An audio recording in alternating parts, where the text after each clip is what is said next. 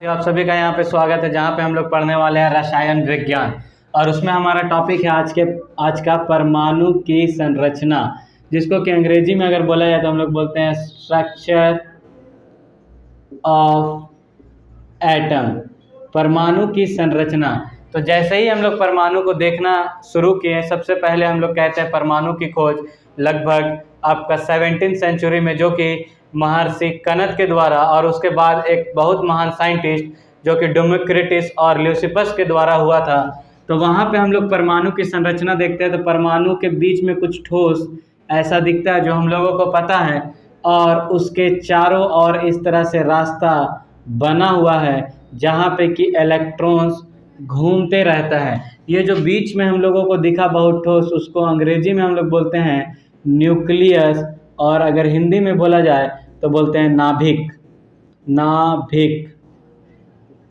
अब जैसे ही हम लोग इसके स्ट्रक्चर को देखते हैं तो ये जो है आपका पूरा प्रॉपर लाइन होगा, मैंने यहाँ पे डॉटेड दिखाया है, और इस चीज़ को हम लोग नाम देते हैं ऑर्बिट। इसको हम लोग नाम देते हैं ऑर्बिट।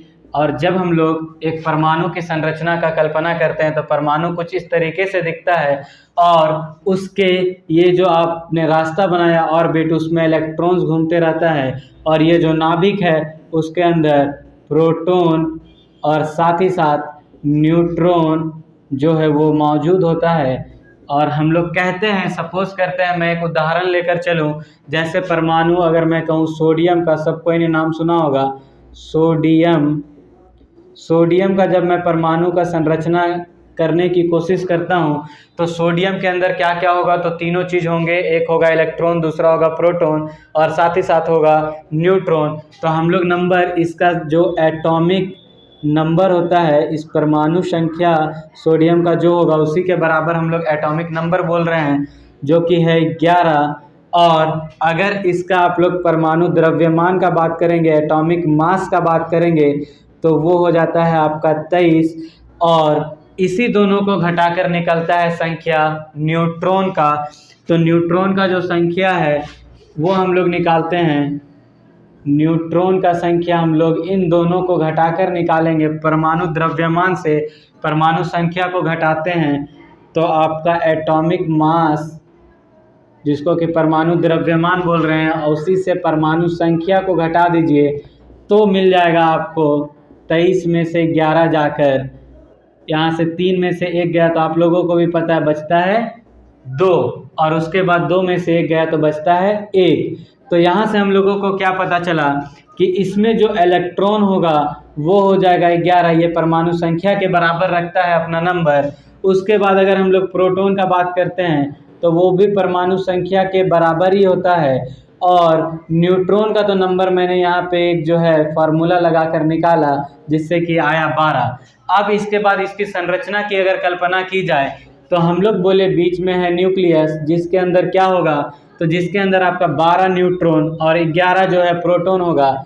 इसके अंदर 12 न्यूट्रॉन साथ ही साथ 11 जो है आपका प्रोटॉन हो जाएगा, और इसके चारों बगल बना है रास्ता, जिसमें हम लोगों को 11 इलेक्ट्रॉन्स को सजाना है। तो क्या 11 इलेक्ट्रॉन एक ही रास्ते पे आएंगे या फिर अलग अलग?